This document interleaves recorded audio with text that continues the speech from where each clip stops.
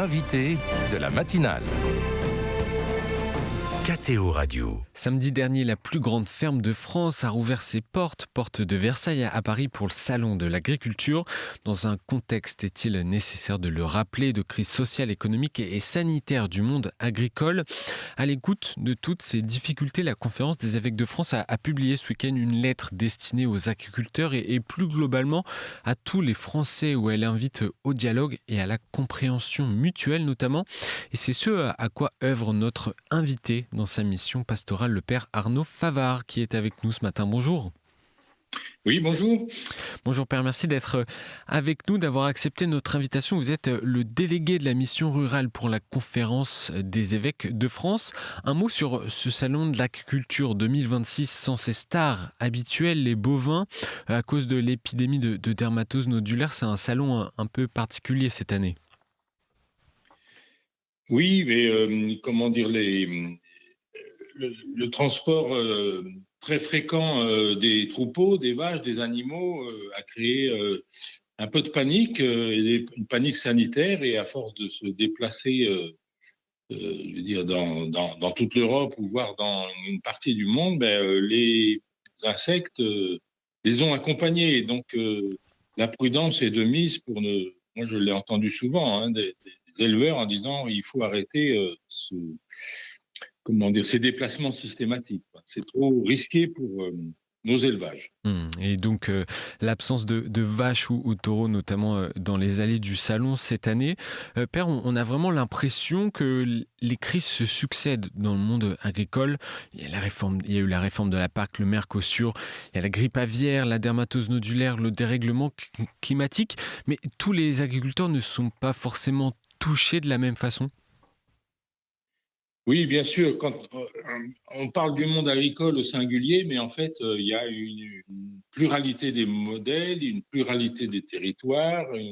C'est une grande complexité. Donc, à la fois, il y a des crises qui sont inhérentes à tous ceux qui travaillent la terre ou qui élèvent des animaux, qui produisent notre nourriture. Et en même temps, cette crise, elle n'est pas seulement celle du monde agricole, mais elle est aussi la nôtre. Elle est celle de nos modes de vie, nos modes de consommation, parce que nous ne mangeons pas ce que les agriculteurs produisent. Les agriculteurs produisent ce que nous mangeons. Et indirectement, ça influe beaucoup sur les systèmes agricoles. Ils nourrissent un monde urbain, ils sont peu nombreux et ça entraîne beaucoup d'injonctions contradictoires. Père, vous qui visitez tous les diocèses français, dans quel état d'esprit sont ces agriculteurs ? Alors, j'entends plusieurs choses. D'abord, la passion de la terre, la passion du métier. Ce sont des gens passionnés. Ils aiment ce qu'ils font. Ils ont à cœur de bien le faire. Après, ils sont pris dans les évolutions et le dérèglement climatique, dans les lois du marché qui font que on achète ou on n'achète pas. Et j'en entendais encore là dans une rencontre récemment dans le Lot-et-Garonne, plusieurs qui disaient mais on produit des kiwis, mais quand je vois mes kiwis sortir de la ferme, il va irriguer beaucoup de métiers, mais où disparaît notre propre valeur ajoutée. Voilà, ils sont un maillon de la chaîne alimentaire, mais après ça disparaît. Ils ont l'impression de faire vivre beaucoup de monde, mais eux ne gagnent pas leur vie. C'est ce qui revient souvent. Et effectivement, je voudrais que l'on revienne sur cette lettre publiée par l'épiscopat français ce week-end. Un des points d'intérêt soulevés, c'est l'importance de la souveraineté alimentaire pour la France. Par quoi passe la planification d'une véritable souveraineté alimentaire ? Eh bien, elle passe par l'étiquette. D'où vient ce que nous mangeons ? C'est important que tout consommateur s'interroge pour savoir d'où vient ce qu'il mange. On a vu au moment du Covid des pénuries pharmaceutiques et on s'est dit, c'était une prise de conscience que finalement on était entré en dépendance d'un marché mondialisé. Et imaginez que la souveraineté alimentaire dépende de bien d'autres pays.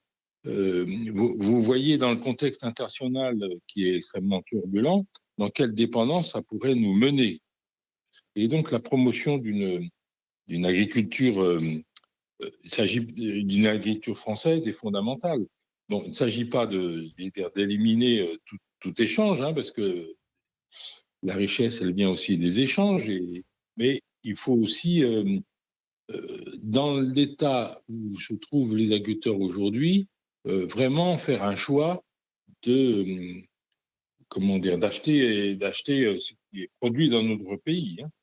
D'acheter en France, d'acheter local. Autre élément central, c'est la place donnée au dialogue entre la société et les agriculteurs. C'est ce qui ressort vraiment de cette lettre, ou plutôt, en tout cas, ce que vous pointez du doigt et ce que les évêques pointent du doigt, c'est une certaine absence de dialogue. Quel est votre constat sur ce point ? Bien, le dialogue a besoin de se rétablir avec l'ensemble de la société. Un fossé s'est creusé. Les agriculteurs disent on n'a pas l'impression d'être compris, d'être écoutés. Nous sommes au plus près du vivant, nous cultivons, nous essayons de prendre soin de la terre.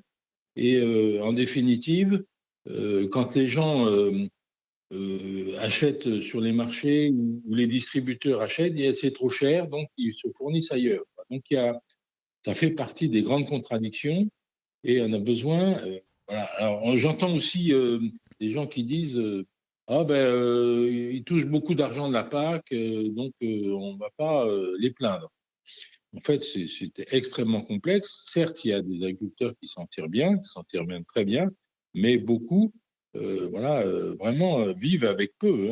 Et donc, il y a besoin c'est vraiment une demande, de rétablir le dialogue et de mieux se comprendre.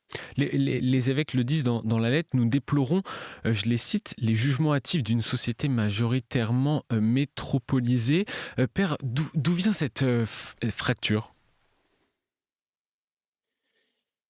Eh bien, elle vient de loin, elle vient de l'avènement d'une société industrielle qui a eu besoin de bras pour faire tourner les usines, pour faire tourner les services.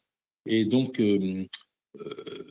la mécanisation, l'ultra-performance a permis à un moins grand nombre d'agriculteurs de fournir une certaine abondance. Et cette abondance d'étalage nous a fait oublier combien notre pain quotidien il repose sur le travail de la terre et tout ne veut pas être mécanisé, machinisé, si je puis dire.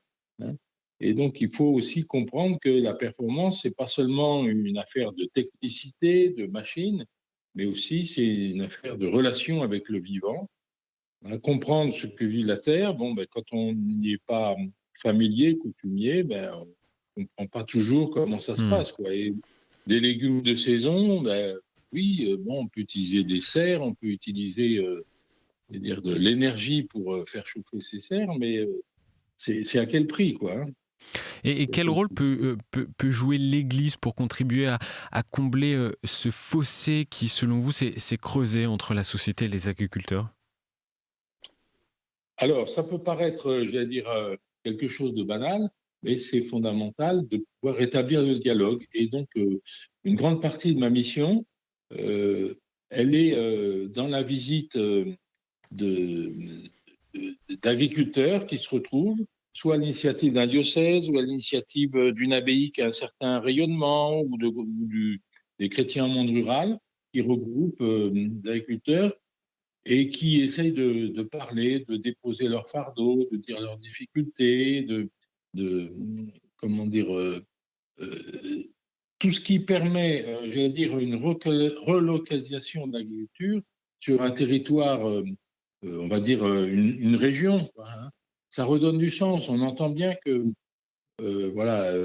les filières régionales, elles facilitent beaucoup plus un rapprochement entre producteurs, distributeurs et consommateurs avec les agriculteurs que des filières mondialisées où les produits alimentaires parcourent des kilomètres incroyables.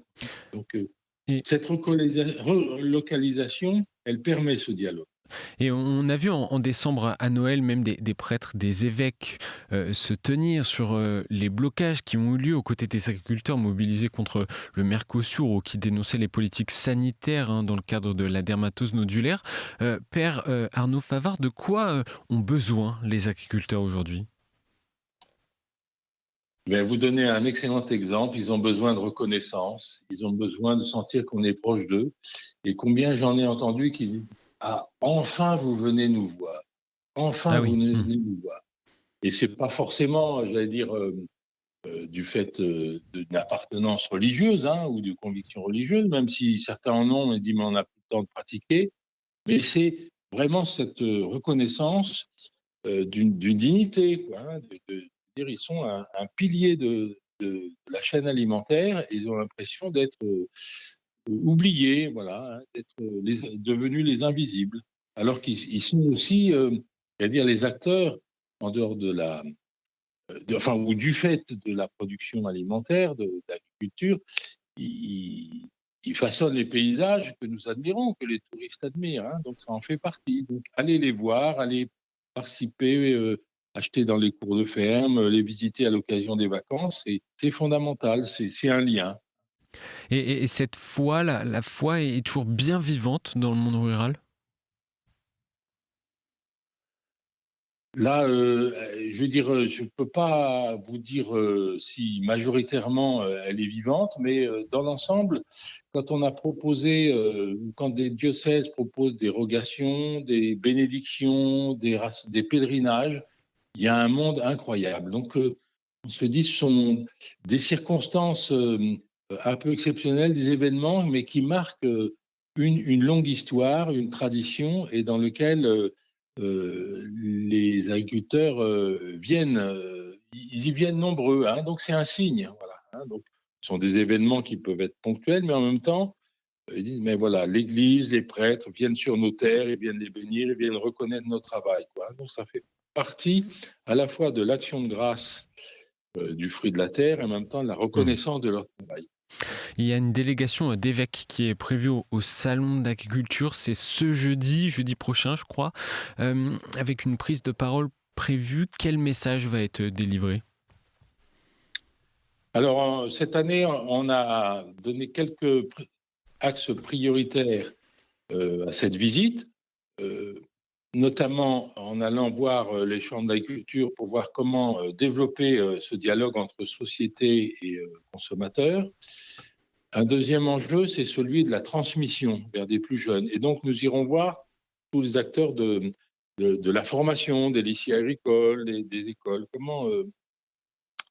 comment aussi favoriser l'accès des jeunes à la terre. Il y a un désir d'agriculture qui existe, mais l'accès au foncier. L'accès ne l'aurait pas toujours facile. Il faut aujourd'hui les parcelles, les surfaces sont immenses. Ce sont des capitaux financiers immenses.